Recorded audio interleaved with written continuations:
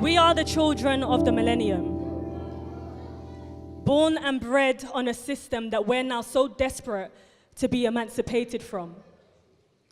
A system where every other Brenda down the road is having a baby young by absent-minded boys who had absent fathers, who never mastered the art of responsibility. But I guess at least we learned from early that the only consistent thing in life is change. We're in an age where no one really has to know your real name or the real shape of your face because the media has gone social. So we filter out those bits of ourselves that we're unsure about. Not much self-worth, so we've altered our egos trying to gain worth, but nothing really worked. Most of us wouldn't even recognize who we've become or remember exactly what we started running from. We are the children of the millennium, with memorial tattoos of our dead sons and brothers buried 6 feet under.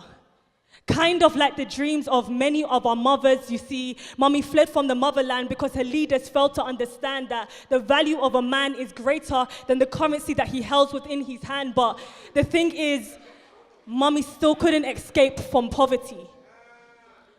So for a moment, let's calculate the probability of Mommy transmitting that hereditary disease onto her seed.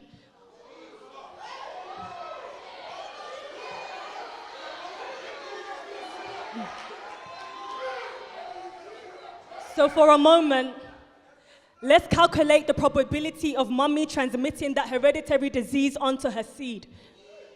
So our sons and our brothers are buried 6 feet deep because someone couldn't figure out and execute a plan on exactly how we would get and remain free. So as cliche as it sounds, R.I.P. and to the rest to our left, FYI, heaven does not have a ghetto.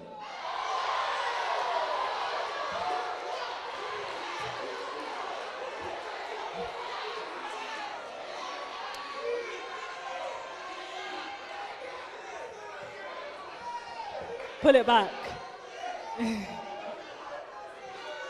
So for a moment, let's calculate the probability of Mommy transmitting that hereditary disease onto her seed. So our sons and our brothers are buried 6 feet deep because no one could figure out and execute a plan on exactly how we would get and remain free. So as cliche as it sounds, R.I.P. and to the rest to our left, FYI, heaven does not have a ghetto. It was a dream we were sold by the hopeless, whose only hope was left in the haven of an afterlife because paradise must be better than what they told us and what we actually saw that the western part of the world was like. We are the children of the millennium, still fighting for those dreams that the system tried to get us to abort. So they taught us that if we work hard in school, we could move out of those council houses that our parents moved into. But what we really learned was that a certificate does not certify us in the real world. Left with debts of questions like, how come they couldn't see that we were more than able? That we had hearts that were willing to work hard and to learn. Eventually, we discerned that they had no intention of allowing us to sit and eat at their table. So some of us broke down doors in order to be let in, whilst others opted for creating alternative spaces, adamant that they will not be a part of another wasted generation. We are the children who have witnessed the gentrification of the streets we grew up on, force-fed and medication. We are the children who have witnessed the gentrification of the streets we grew up on, force-fed their medication that never really dealt with the root, but only really tried to cover up the truth. The truth that insanity is not only found in our mental institutions. Take a look at the seats in the places in which our government meet. I'm sure you'll be able to find a few madmen there. Thank you.